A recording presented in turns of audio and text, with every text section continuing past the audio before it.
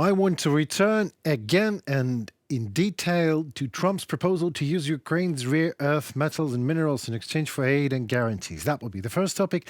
Second one, I consider him an enemy. Zelensky says he's ready to see the to Putin in peace talks and what it takes. And the third is a Blitz interview with Ambassador William Taylor, Vice President at the U.S. Institute of Peace. U.S. Ambassador to Ukraine, actually, from 2006 to 2009, is with us tonight. So, good afternoon. My name is Henry Keenan. We are, as usual, UATV English, in English-speaking Ukrainian state media in constant persuasion to deliver hard truth in easy terms for you out there, for the whole free world, directly from Ukraine. President Donald Trump came out on February 3rd and said that he was looking to cut a deal with Ukraine by giving us weapons and aid in return for our rare earth and other things. We're looking to do a deal with Ukraine where they're going to secure what we're giving them with their rare earth and other things. Trump told reporters in Oval Office, I want to have security of rare earth. We're putting in hundreds of billions of dollars. They have great rare earth, and I want security of them, of this rare earth, and they're willing to do so, he said. Again, it's unclear exactly what Trump meant by rare earth and other things, because Ukraine is home to 20 of the world's critical minerals and metals like titanium, for example, used in aerospace and defense industries, and lithium, an essential component of electric vehicle batteries. Ukraine also possesses rare earth elements under which titanium and lithium do not fall, for example, such as cerium, yttrium, lanthanum, and neodymium. Demand for these materials has jumped in recent years as the world shifts to renewable forms of energy. Rare earth elements are crucial for making the super powerful magnets used, for example, in wind turbine generators. Trump's interest in Ukraine's critical materials obviously lies in China's current dominance over the rare earth elements market. China controls 70% of global rare earth mining and 90% of processing capacities, respectively. Well, with his America First agenda, the new US president is obviously also looking to fuel American competitiveness by gaining an upper hand over Beijing. And with Ukraine, it is possible. The global market for critical minerals is estimated to be at $320 billion annually and could double in the next 5 years, according to the World Economic Forum. President Volodymyr Zelensky has positioned Ukraine's natural minerals as a part of peace plan. And some reports late last year say that Zelensky team had allegedly even delayed a deal on critical materials with former President Joe Biden's team so it could later offer it to Trump in case of he won the elections. So yes, he won. And yes, the exact quantity and extent of Ukraine's critical materials remain uncertain to this very day. And yes, further exploration is needed to better understand their viability. And yes, Russia occupies large swath of Ukraine's research-rich territory. So what valuable minerals does Ukraine actually have under control? Ukraine's critical materials deposits are estimated to be worth around $12 trillion. The figure jumps up twice more than that to $26 trillion when including all our natural resources like coal and natural gas. The country's numerous rare earth deposits are mostly spread across its central regions but are underdeveloped, and the total value is yet unknown, according to an analysis from the Kyiv School of Economics.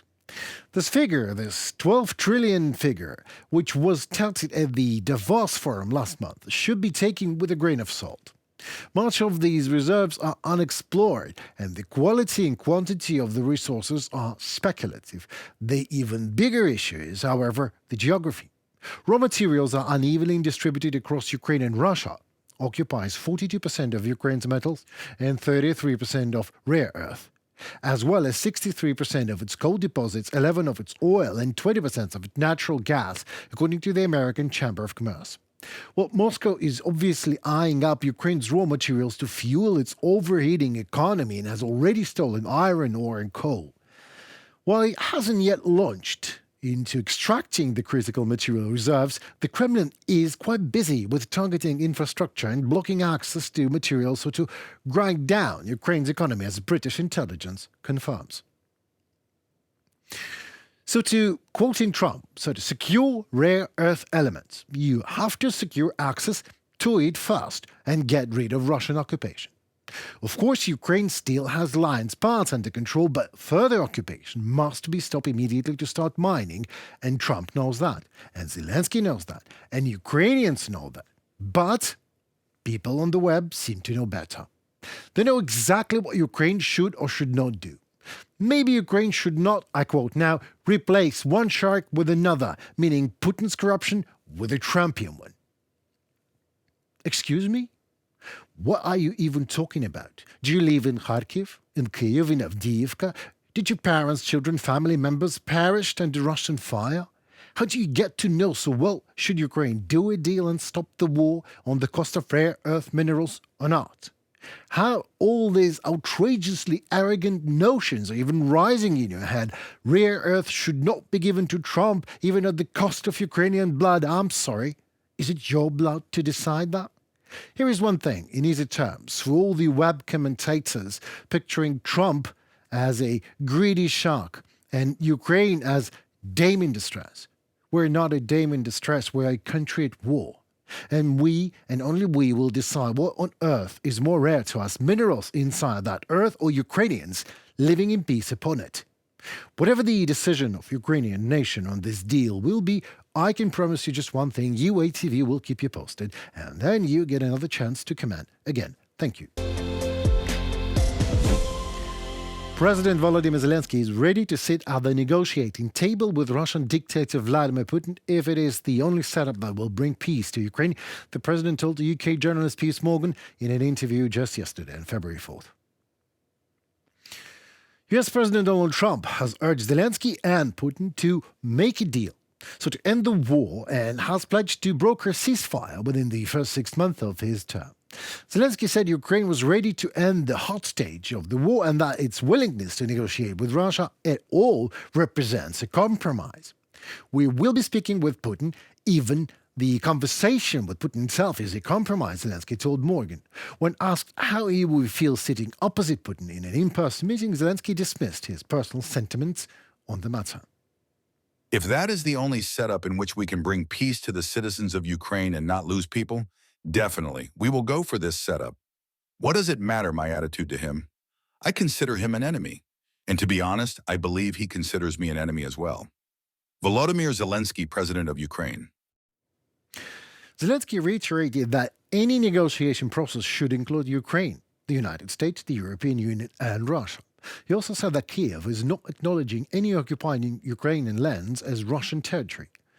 Zelensky also said Ukraine has lost more than 45,000 soldiers on the battlefield since the start of Russia's full-scale invasion in February 2022.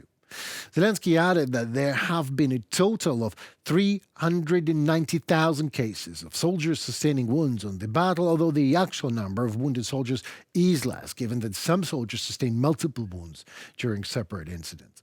Well, in previous statements on the total casualty count, Zelensky said that approximately half of the soldiers wounded in action later returned to the battlefield.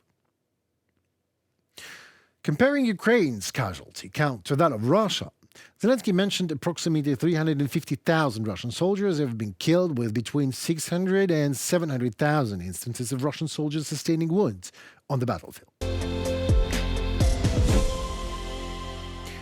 William Taylor, Vice President in the U.S. Institute of Peace. U.S. Ambassador to Ukraine, just by the way, from 2006 to 2009, is with us at Blitz Interview. Hello, Mr. Taylor. Thank you for joining us.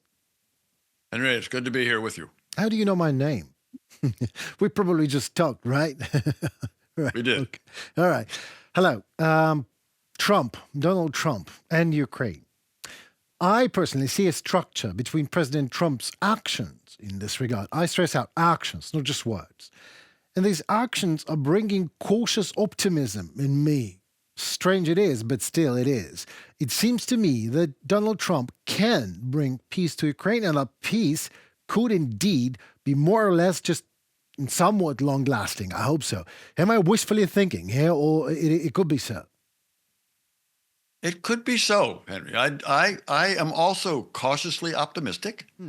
that certainly the things that have been said, I say have been said, that President Trump has said, that Secretary of State Marco Rubio has said, that things that General Keith Kellogg, who is kind of the special envoy, has said. There are things that make me believe that there is a way forward toward some kind of a peace for Ukraine on Ukrainian terms. There are a lot of ways to get peace that are not on Ukrainian terms, but peace, a just and lasting peace on Ukrainian terms, I think is definitely possible coming out of this new administration. Right. So, can you please talk us through briefly with that rare earth thing and minerals and possible deal with Trump's administration? Some say it is blessing, some say it is a trap and a curse. What would you say, Mr. Taylor, about all that mayhem? So the conversation that President Zelensky actually started last fall, Right, with his victory plan, had an element of natural resources, Ukrainian natural resources, that would be part of the victory plan. President Zelensky came to Washington and had conversations with then candidate Trump and with then President Biden about candidate Vice President Harris. So President Zelensky has been talking about this idea of rare earths, of uranium, of titanium. These are important minerals, many of which are deposits in Ukraine. Some in the occupied territories, but a whole lot not in the occupied territories. And this seems to be of interest to this new administration. Indeed. But occupied territories, that's a separate topic of discussion. How do we get the territories back? But does Trump understand that about 30% roughly of rare earth minerals, more or less, and gas and oil rich lands are actually occupied by Russia? So what is Trump's administration is going to do about that? I mean, Well, pardon me for interrupting you. So how to secure the investment? Because it's like $12 trillion or $10 trillion or $5 trillion is a lot of money. So if the deal is done, how to secure the deal if the land is occupied?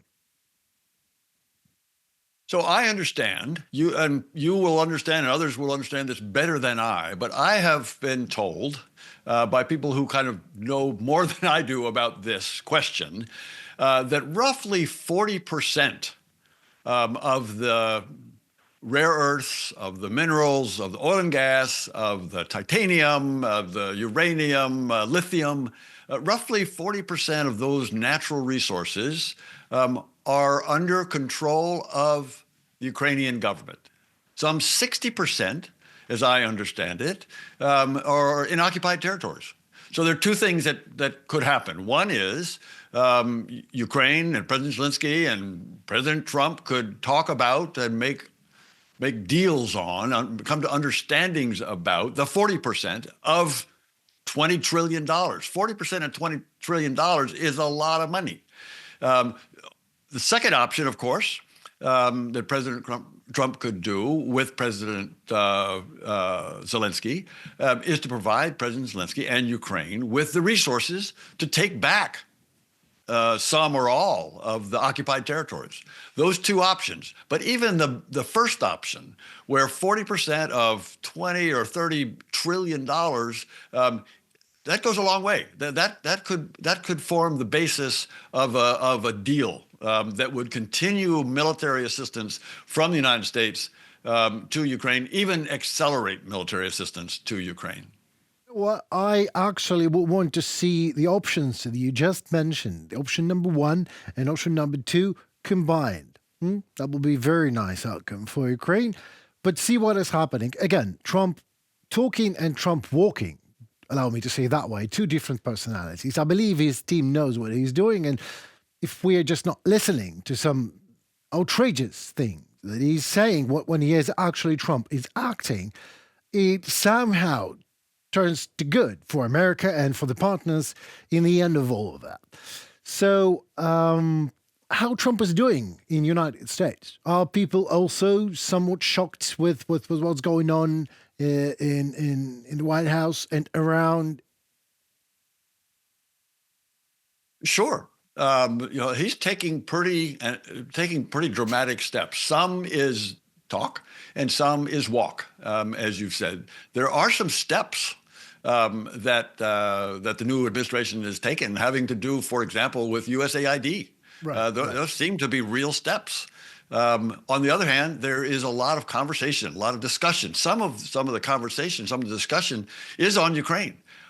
I have the feeling that there is more to the conversations than meets the eye. That is, I have the sense that there are conversations going on between the Trump administration and the Zelensky administration that allow President Trump to make some of these statements that he's making now in terms of the rare minerals that we're talking, or the minerals that we were talking about earlier. I have the sense that there's some conversations going on leading to the possibility, as you and I talked about before, possibility of a just and lasting peace, of a ceasefire that can lead to a just and lasting peace on Ukrainian terms. What can I add to that? Amen to that. And thank you so very much for your time and for your expertise. It was a lovely conversation. I would love to do it again sometime when you can. I look forward to it, Henry. Thank you so very much. Goodbye, Mr. Thank Taylor. you. Take care. Bye. That would be all for tonight. Thank you so very much for your precious time with us. We appreciate that. And my name is still Henry Keane, and we still are UATV English, an English-speaking Ukrainian state media in constant persuasion. Yes, to deliver our truth in easy terms as much as we can for the whole free world directly from Ukraine. So please don't shy out to like, share, and comment. Your voice indeed matters, as it helps Ukrainian voice to be heard globally. Stay safe and tune for more ready tomorrow. Goodbye.